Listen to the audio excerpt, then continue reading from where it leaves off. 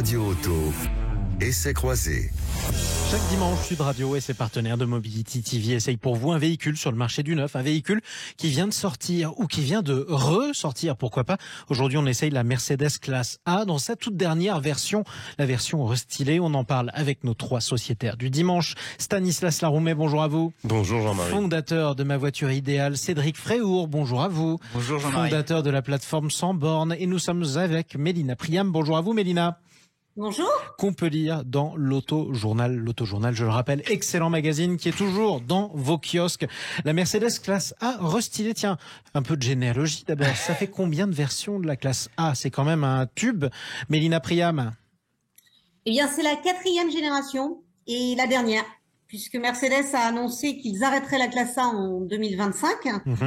Ça, c'est une stratégie de marque. On va pas rentrer dans les détails. Il semblerait que les constructeurs haut de gamme se dirigent vers des voitures électriques et vers des voitures plus haut de gamme que ce qu'ils ont l'habitude de faire. Et même une classe A, finalement, n'est pas assez, on va dire, rentable et ne permet pas à Mercedes de gagner suffisamment d'argent. Ou alors, ils réinventeront la classe A qui s'est déjà pas mal réinventée depuis la première génération, qui était en fait un petit monospace et qui est maintenant devenue une compacte. Donc ce sera la dernière. Donc là, cette version restylée, c'est juste un petit peu pour prolonger son cycle de vie, comme on dit. C'est le barreau d'honneur de la voiture, justement. C'est le barreau d'honneur. Ça reste une excellente voiture. De fait, Mercedes a apporté très peu de modifications à la voiture.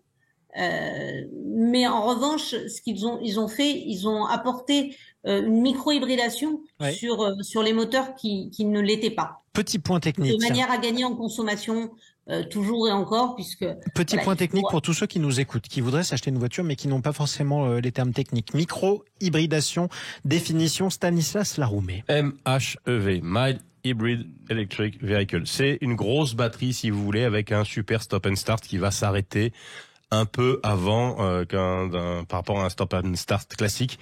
Et puis surtout, ça va redémarrer avec beaucoup plus de souplesse. Il va y avoir un tout petit coup de démarreur au lieu d'avoir un... Donc c'est un véhicule électrique ou pas? Non. Non, pas du tout. C'est un véhicule avec une toute petite hybridation. Ça s'appelle une hybridation légère. Donc c'est au lieu d'avoir une batterie 12 volts, c'est une batterie 48 volts. Donc du coup, vous consommez beaucoup moins de carburant. Surtout pour faire baisser le CO2, voilà, en termes de consommation, c'est pas grand chose. Là, ça a l'avantage de pas avoir c'est pas très lourd. Et, ça pollue moins. Ça pollue un petit peu moins. C'est une solution facile, en fait. Voilà, c'est une solution facile. Bon, écoutez, très bien. Merci beaucoup. Vous l'avez essayé ou pas? Alors, Cédric Fréhour. Moi, la classe A, c'est une voiture que j'adore. Parce que Et laquelle n'aimez-vous pas? Revenons-y. La classe A, c'est donc la voiture que vous adorez. J'ai une liste quand même. Cédric, ose, dis du mal. Alors, sur la classe A, elle a déjà un petit peu son âge puisqu'elle est née en 2018. Donc là, c'est un festif. C'est un festif très léger qui s'attache simplement à redessiner un peu les boucliers. Mélina l'a dit. En revanche, elle reste une super caisse parce qu'elle est ultra moderne. Et à l'intérieur, on a l'impression de s'offrir une petite Tesla. Notamment parce qu'il y a une bande d'écran juste en face du volant. Mais vous avez raison. Écoutez, vous aimez les écrans, dites-le. Et ils en vendent, mais par paquet. Et grâce à ça. Figure-toi que c'est la voiture premium la plus vendue de France. Ben voilà, ça y est, tout est dit. On va rendre l'antenne. C'est la voiture haut de gamme la plus vendue de France. On a les chiffres ou pas de... Non, j'ai pas les chiffres. En revanche, j'ai le chiffre de base, le prix de base qui est quand même de 37 950 € pour une compacte. C'est quand même hors de prix. C'est hors de prix, mais attention au prix facial. Aujourd'hui, c'est des voitures qu'on finance en loyer. C'est l'archétype de ce qu'on appelle la business car. Donc c'est une voiture d'entreprise. C'est une voiture d'entreprise. Donc c'est votre patron qui paye. Enfin, ça fait partie de votre salaire, entreprise qui, voilà, exactement. Et c'est pour ça qu'elle se diffuse énormément.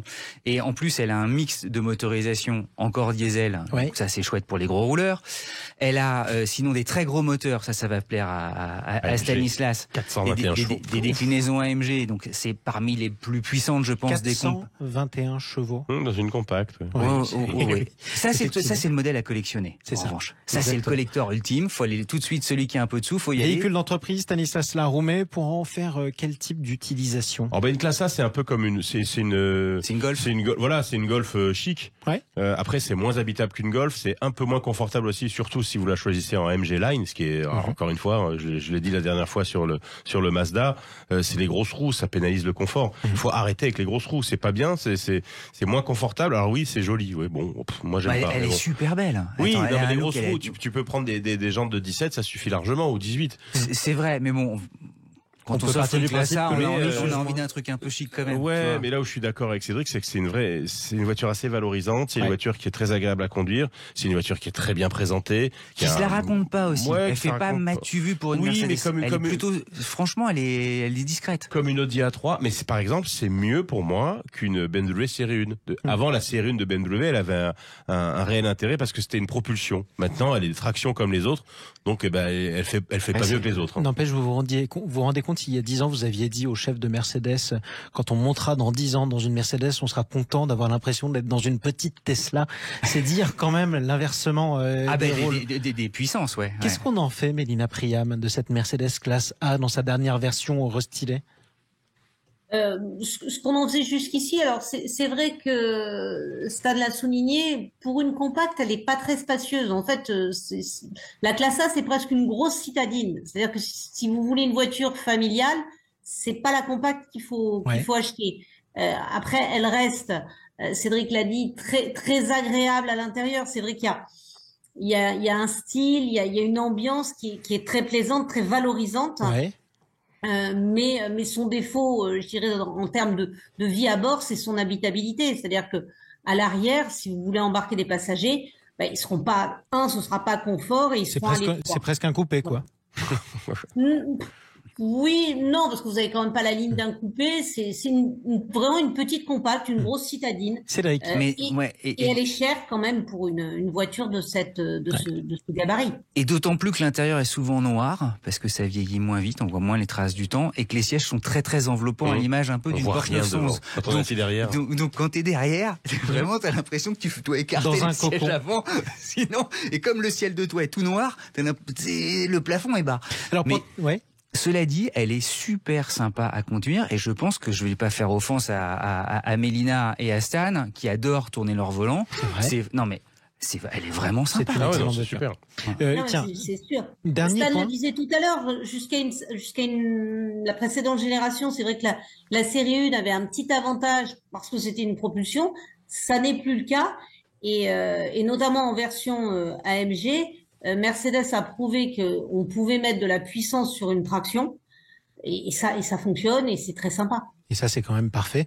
200 chevaux au litre, vous imaginez, c'est un record mondial. C'est la deuxième fois, je crois, dans cette émission que vous nous parlez du problème de confort dans les voitures qui ont des plus grosses roues, mais moi, je des suis plus très grandes sensible. C'est quoi la différence? C'est-à-dire que c'est plus chaotique, on est plus secoué, on sent davantage des aspérités quand la roue est grande. Exactement. Plus la roue est grande, moins il y a surface, moins il y a d'épaisseur de pneus pour parler un langage que tout le monde va comprendre, moins de hauteur de flanc, si vous voulez. D'accord. Donc forcément, quand on roule en ville et qu'il y a des irrégularités sur la chaussée, ce qui arrive quand même très souvent à Paris, parce que j'ai l'impression que la mairie a complètement délaissé l'entretien des chaussées. Voilà. Madame Hidalgo, si vous nous entendez. Et donc, c'est pénible parfois sur des petites voitures et des voitures mal amorties avec des grandes roues. Et en plus, parfois, on peut même casser une jante et crever un pneu. Et mesdames et messieurs les maires, on vous enverra bientôt Stanislas Laroumet, que ce soit à Bordeaux, à Toulouse, à Marseille ou à Lyon, pour tester votre chaussée, sachez-le. Merci à tous les trois pour cet essai. En tout cas, Stanislas Laroumet, Cédric Fréour, Mélina Priam, on vous retrouve dimanche prochain. Merci beaucoup. Merci, à dimanche.